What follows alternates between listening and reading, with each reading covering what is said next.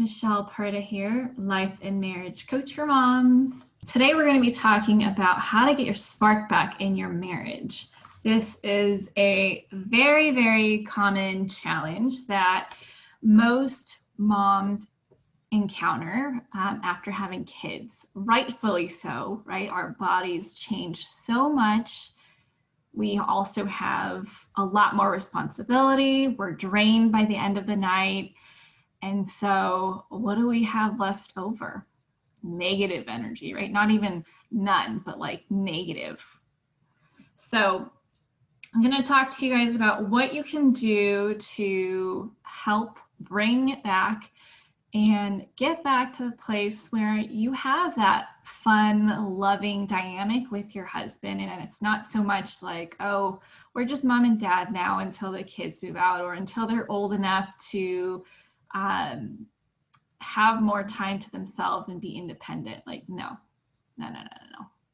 So let's get into it. Okay. So the first question to ask yourself is, why was it lost in the first place, right? Aside from what I just said, you became a mom. That is correct. That's why you're in this group.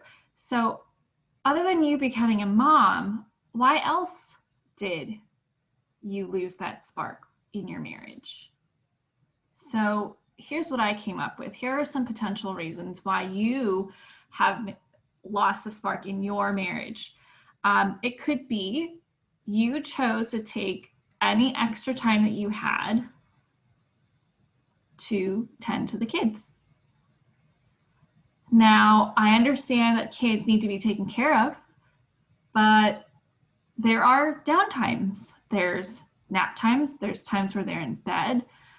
There's times, depending on how old your kids are, that they can be occupied, right? Getting or maintaining a spark doesn't always have to mean having time in the bedroom. Sure, that's where we want to end up, but that's not where it all exists. It exists in every single moment that you can connect with each other. So maybe you've been telling yourself, tomorrow's a better day. Tomorrow's a better day. Tomorrow's a better day. But then tomorrow never came because you're tired.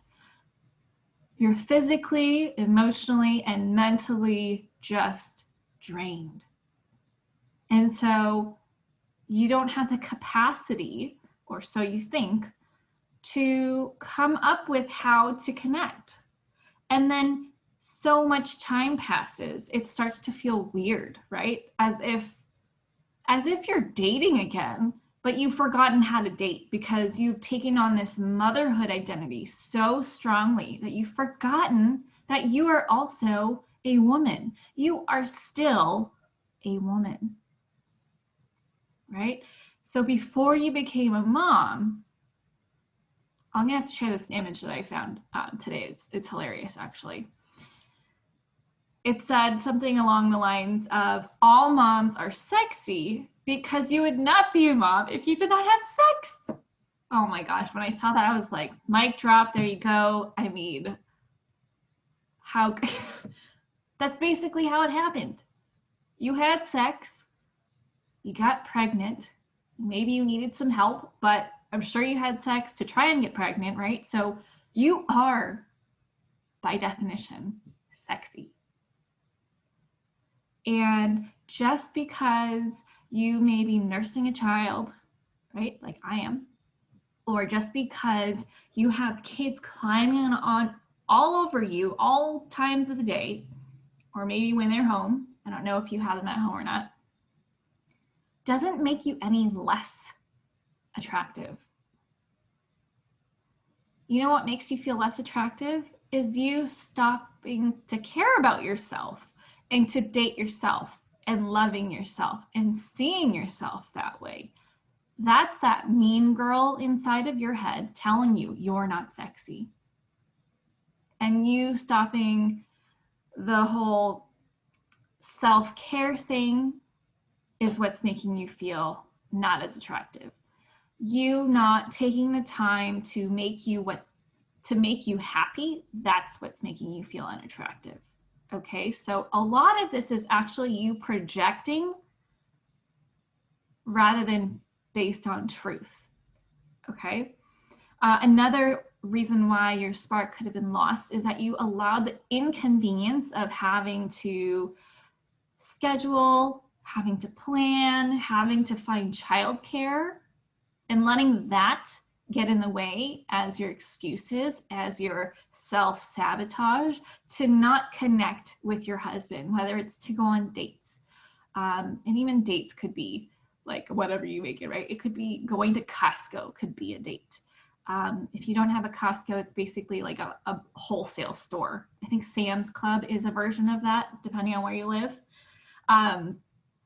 Target, going to Target on your own with your husband could be a date if you wanted it to be. Sitting in the car in the driveway could be a date. Going on a walk where the kids walk slightly ahead while you hold hands and talk could be a date. So I want you to stop putting the pressure on what connecting means. If it helps you feel closer to him, if it helps you to have more fun like you used to, that's connection. If it helps you love him more, that's connection. Okay, so stop making it about, oh my gosh, we don't have 2 to 3 hours at any given time with childcare or by ourselves, then we can't go on a date.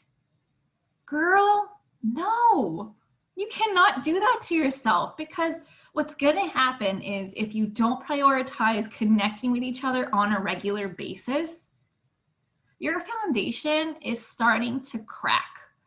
And once you come across some challenging event, challenging situation, that foundation is not going to be solid enough for you to stand on, for you to lean against.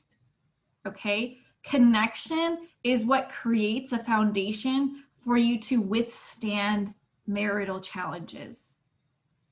That's what helps boost your ability to navigate through the hard times. If there is no foundation, let's say your foundation is built on quicksand, you are screwed, my friend.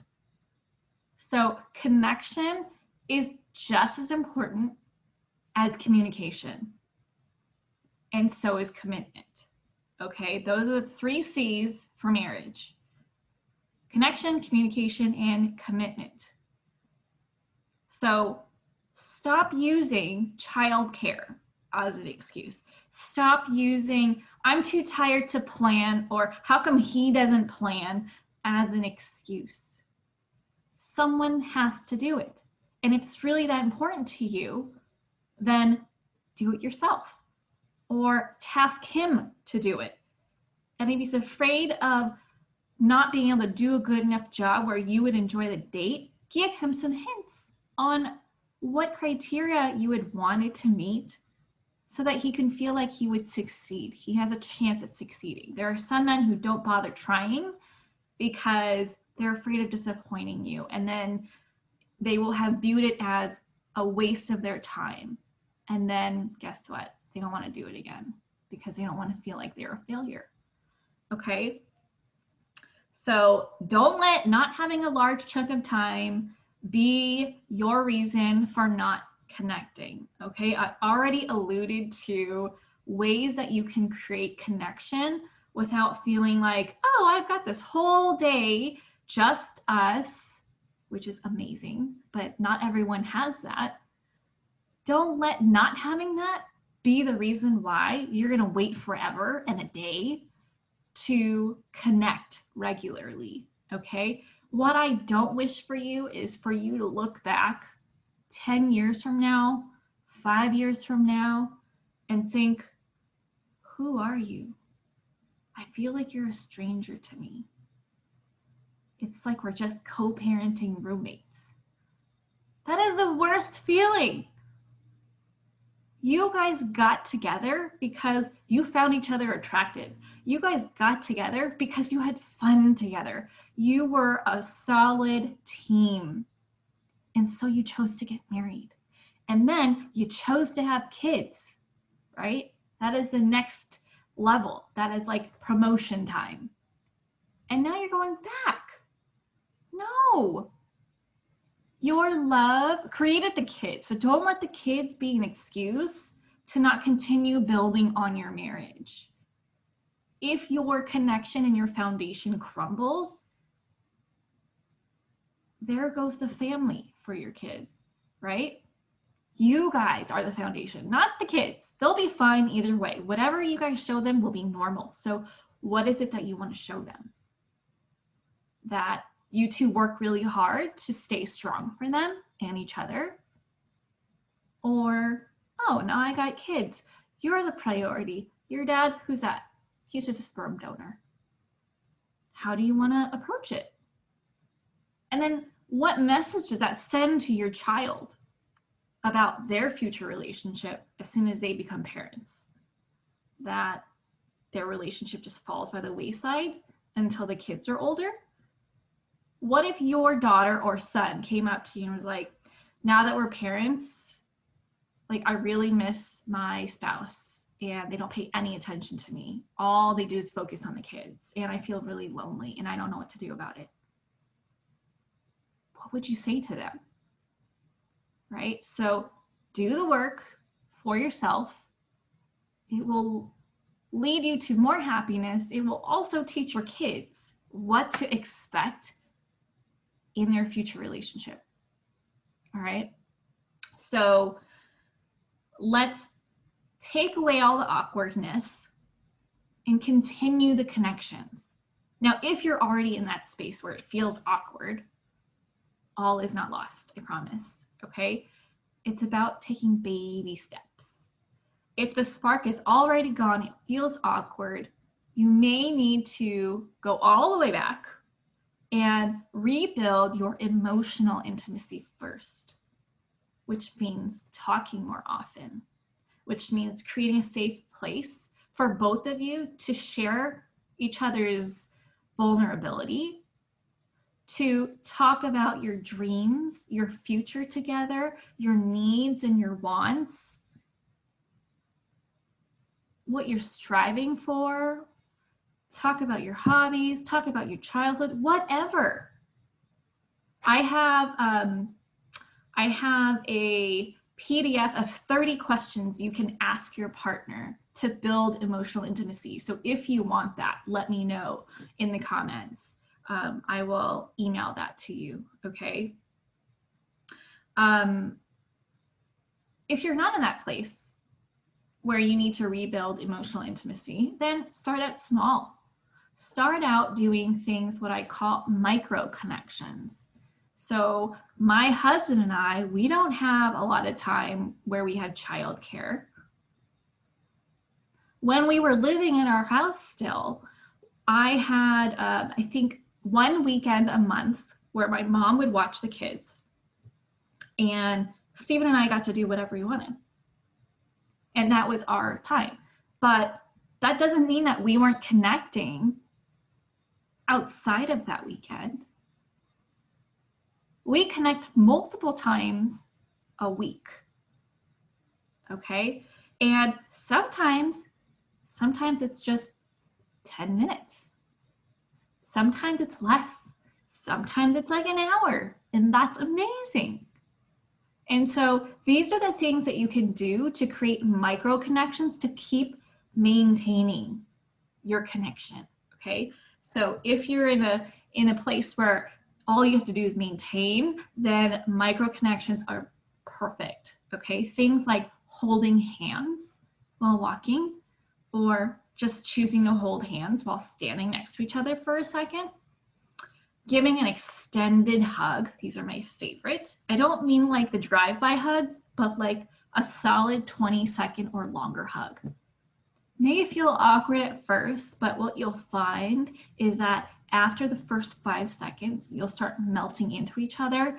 And that's where that level of support, like, oh, we have each other, we're here for each other. That's where like the, what's that word that I'm thinking of? The nonverbal intimacy gets communicated.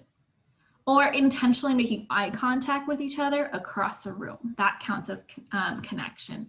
Sitting on the couch, even if you're folding laundry or you're watching TV together, and putting your foot by him, having your knees touch while you're sitting next to each other, or maybe you're at the dinner table and if you guys don't sit too far away from each other, playing footsie or just holding feet. Giving each other random massages, those are my favorite. I have shoulder issues, but those are my favorite. I'll just be cooking and he'll walk by and he'll just randomly give me a massage.